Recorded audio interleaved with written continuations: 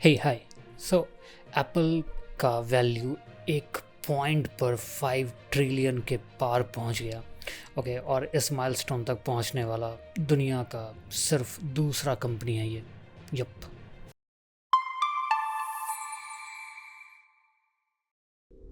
So Apple का जो shares है ट्यूसडे को एक सेशन हाई पर $342.89 तक पहुंच गया, और इसी लेवल पर एप्पल का जो मार्केट कैपिटलाइजेशन है ब्रीफली 5.036 ट्रिलियन हो गया। ओके, यानी डॉलर।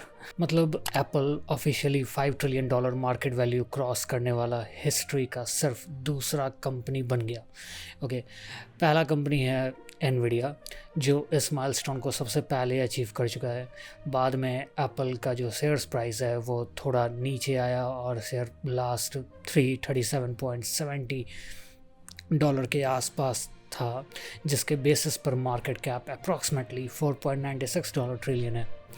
ऑलराइट, तो ये $5 ट्रिलियन वैल्यूएशन अभी ब्रीफली हुआ था। ओके, लेकिन माइलस्टोन पर भी हिस्टोरिक है। एप्पल के लिए ये सिर्फ $5 ट्रिलियन माइलस्टोन का स्टोरी नहीं है। रिपोर्ट्स के अकॉर्डिंग इसी मंथ एप्पल ने एनवीडिया को ओवरटेक करके दुनिया का मोस्ट वैल्यूएबल कंपनी का पोजीशन भी रीगेन किया था।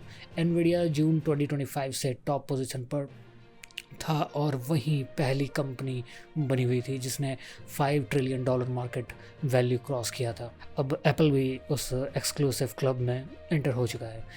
ये स्टोरी थोड़ा इंटरेस्टिंग हो जाता आज का जो बिग टेक रेस में एआई इंफ्रास्ट्रक्चर पर मैसिव स्पेंडिंग हो रहा है, लेकिन एप्पल ने इस रेस में एग्रेसिवली जंप नहीं किया है। अब रिपोर्ट्स के मुताबिक एप्पल के लिए ये साल का एक इम्पॉर्टेंट फैक्टर ये रहा कि कंपनी ने एआई स्पेंडिंग रेस में एनवीडिया और दूसरे बिग टेक राइवल्स की तरह ह्यूज इंफ्रास्ट्रक्चर इन्वेस्टमेंट किया था। एप्पल को अपना in house AI models develop करने में स्ट्रगल भी हुआ। इसके इंस्टीड कंपनी ने गूगल की टेक्नोलॉजी पर रिलाई किया, इंक्लूडिंग रिवैम्प सीडी जैसे न्यू सर्विस को पावर करने के लिए। सो एप्पल के स्ट्रेटजी को फ्रॉस्टर के एनालिस्ट दीपंजन चैटर्जी ने एक इंटरेस्टिंग वे में एक्सप्लेन किया। उनके अकॉर्डिंग एप्पल ने एआई स्पेंडिंग रेस को रेसिस्ट किया और बेट किया कि अल्टीमेटली विनर्स को कस्टमर एक्सपीरियंस डिसाइड करेगा, सिर्फ इंफ्रास्ट्रक्चर इन्वेस्टमेंट नहीं। और ये स्ट्रेटजी इन्वेस्टर्स के लिए इम्पॉर्टेंट हो सकता है क्योंकि एआई इंफ्रास्ट्रक्चर पर massive spending big tech companies के कैश फ्लोज पर प्रेशर डाल रहा है, जबकि इन्वेस्टर ये भी क्वेश्चन कर रहे हैं कि in huge data centres investment का एक्चुअल पे ऑफ कितना होगा। ऑब्वियसली कोई भी पूछेगा यार, ठीक है। अब एप्पल का जो ग्रोथ का एक और इंटरेस्टिंग फैक्टर है वो है आईफोन का प्राइसिंग। लास्ट मंथ जब एप्पल ने मैकबुक और आईपैड्स का जो प्राइस इंक्रीज़ किया, कंपनी ने आईफोन प्राइसेस को स्टडी रखा। ऑलराइट, इससे डिमांड को बूस्ट मिलने में हेल्प मिला। एनालिस्ट के अकॉर्डिंग बायर्स ने expected price hikes later this year से पहले आईफोन परचेज करना प्रेफर किया।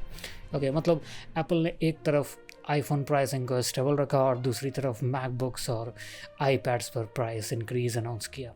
ऑलराइट, ये वैसे अच्छा स्ट्रैटेजी है। और अब एप्पल कस्टमर्स के लिए एक और इंटरेस्टिंग मूव लेकर आया है कि ट्यूसडे को एप्पल ने यूएस में डिवाइस लीजिंग प्रोग्राम लॉन्च किया। इस प्रोग्राम को पेमेंट्स कंपनी कैलराना के थ्रू ऑफ़र किया जा रहा है। मंथली पेमेंट आईफोन का जो है वो $17.99 से स्टार्ट होगा, एप्पल वॉच या आईपैड का $11.99 से स्टार्ट होगा और मैक का $24.99 से स्टार्ट होगा। इसका आइडिया ये है कि कस्टमर को एक साथ लार्ज अमाउंट अपफ्रंट पे करने का ज़रूरत नहीं है, एक प्रेडिक्टेबल मंथली पेमेंट का ऑप्शन मिल जाता है। 2026 में एप्पल के शेयर्स ने भी स्ट्रॉन्ग परफॉर्मेंस दिखाया है, जैसे कि सेशंस गेंस को इंक्लूड करते हुए एप्पल स्टॉक इस साल अब तक 24% अप है।